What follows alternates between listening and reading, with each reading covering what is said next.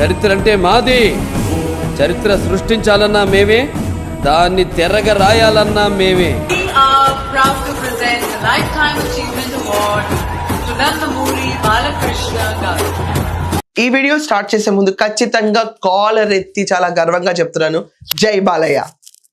మీరందరూ కూడా first video చూడక ముందే, స్టార్ట్ అవ్వకముందే తాండవం మొదలు పెట్టండి. కింద కమెంట్స్ లో జై బాలయ్య. బాలకృష్ణ గారికి అరుదైన పురస్కారం దక్కింది.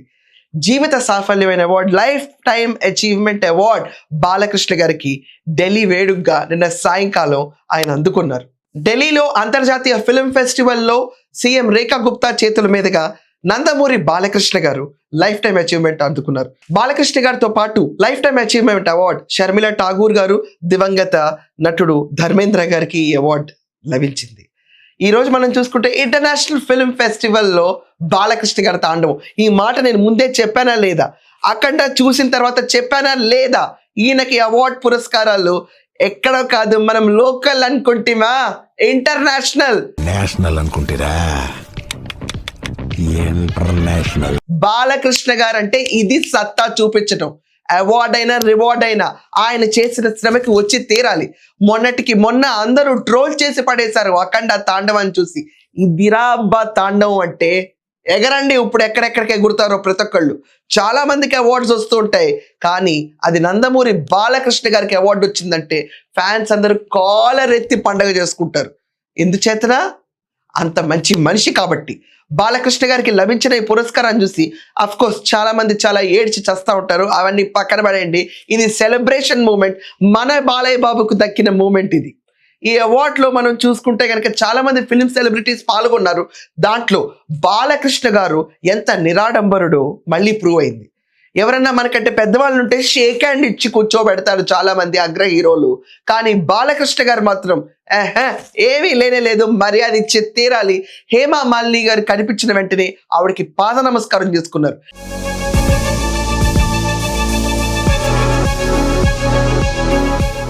ఏ అగ్ర హీరో అన్నా ఇలా తల వంచి అవతల వ్యక్తికి తల వంచి పాద నమస్కారం చేసుకోవటం చూసారా?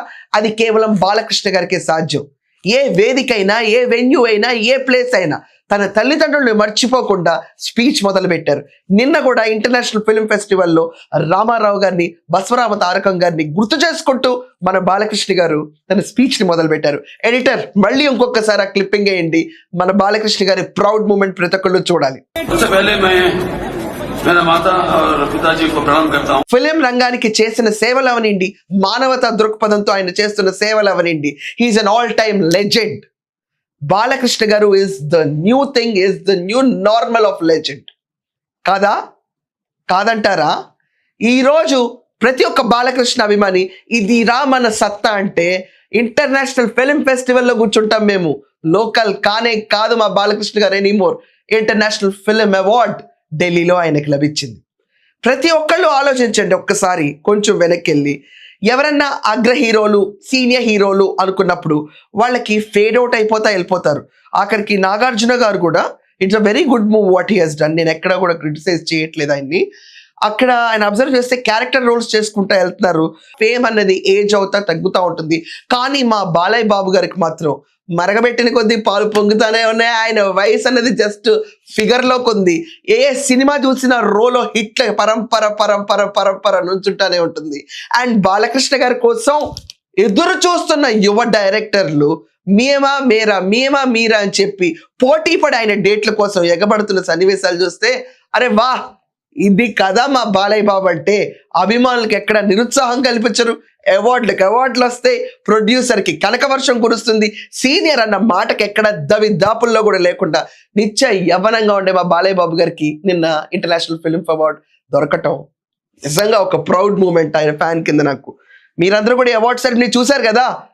చూసిన తర్వాత మనం నేర్చుకోవాల్సిన విషయం ఏంటి? ఎంత ఎదిగినా ఒదిగి ఉండాలి. అది మన బాలయ్య బాబు గారు నేర్పిస్తారు.